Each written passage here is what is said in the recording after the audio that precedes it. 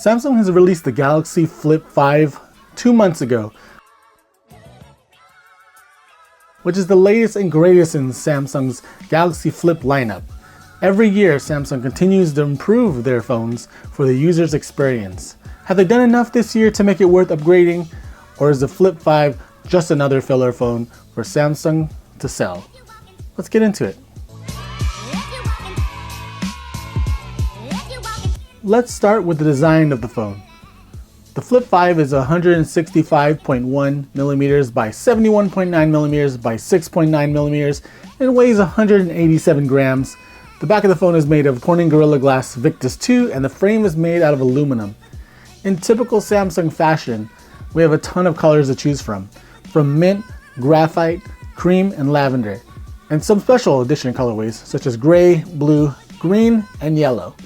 The phone is also IPX8, which means it's not rated for dust protection, but it can be submerged in water for long periods of time. The lack of dust protection is due to the design of the hinge, which Samsung says they are working on to eventually solve this problem. The Motorola Razr Plus, Motorola's own folding phone, released in June earlier this year, has an IP rating of IP52, so I'm fully expecting Samsung to have this figured out for the Flip 6 next year.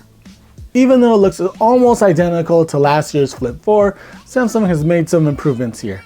The most obvious one being that the outer display has increased. We'll talk about that change in a bit. The other big noticeable improvement is that the hinge has been redesigned and improved, allowing the phone to open completely flat and have no gap once closed. The Flip 5 is running on a Qualcomm Snapdragon 8 Gen 2 4mm chip this time around, which is the current gen chip. The phone has 8GB of RAM to keep it running smooth throughout your usage. This year you have the option for 256GB or 512GB of onboard storage. The Flip 4 wasn't a slouch, and that same kind of performance is also seen here with the Flip 5. During my testing with the phone, it didn't have any issues during tasks and games. I purchased the mobile version of one of my favorite games ever, XCOM 2, and it surprisingly plays very well. I also have it on my Nintendo Switch, and there's a lot of lag and drop frames. I am pleasantly surprised of how well it runs on the Flip 5. Now let's talk about the display for a second. On the inside, we have a 6.7-inch dynamic AMOLED foldable display with a resolution of 2640 by 1080 pixels. That's a solid 426 pixels per inch. It has a refresh rate of 120 Hz once again.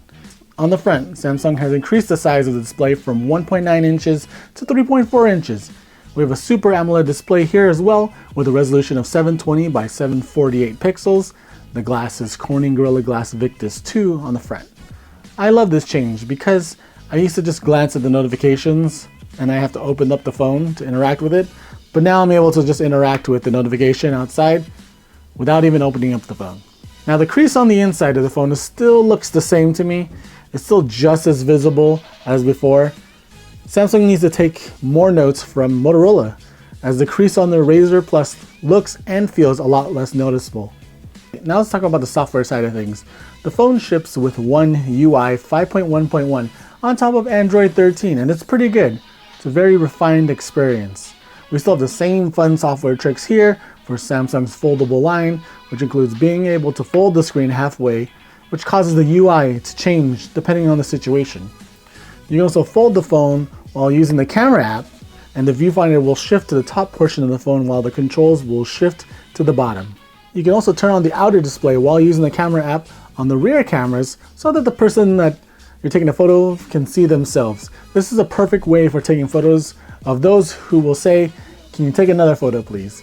They'll be able to see the frame themselves and see how they look. Now let's dive into the cameras a bit. On the back we have a dual camera system once again, with the main camera being a 12 megapixel shooter with optical image stabilization and phase detection autofocus. The second camera is a 12 megapixel ultra wide camera f2.2 and a 10 megapixel selfie camera on the inside of the phone. The Flip 5 has introduced improved lenses, and that with a combination of the new Gen 2 processor and software means that we're having better photos this time around.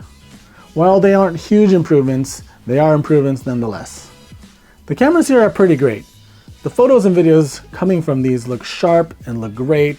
Video stabilization is very good these days, and video quality continues to improve. The beauty with these kind of flip phones is just that you're able to get better quality selfies just by simply using the phone closed. The bigger, newer display makes this a lot easier to do. It also makes recording video a lot more fun, in my opinion. Now, what good is a phone if it doesn't last very long? Let's get into it. The Flip 5 has a 3700 milliamp battery built in, which is actually the same size as last year's Flip 4. Surprised that Samsung didn't bump up the battery a bit like it does every year, but eventually you just ran out of space to put a bigger battery in, especially on a folding phone when you're just limited on space. Once again, we have the charging trio here, which is fast charging, Qi wireless charging, and reverse wireless charging. You can either charge wired at 25 watts or wirelessly at 10 watts. I've been pulling a consistent 7 hours of screen on time during my testing, but I don't constantly use my phone in one sitting. So when I'm at the 7-hour mark, I've been using the phone for at least 24 hours at that point. I'm very happy with the battery life I'm getting here.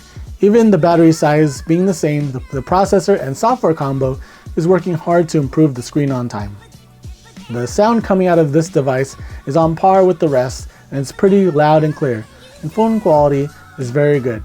Nothing negative for me to talk about in this regard.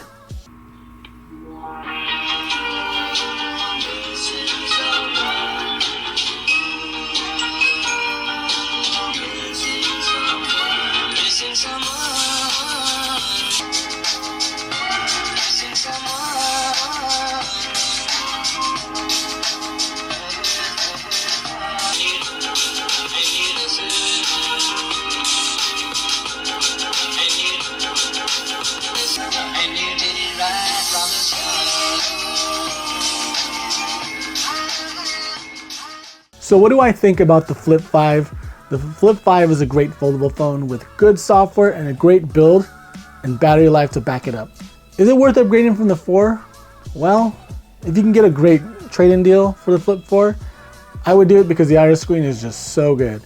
Otherwise, I would just wait till next year and see what the Flip 6 brings to the table.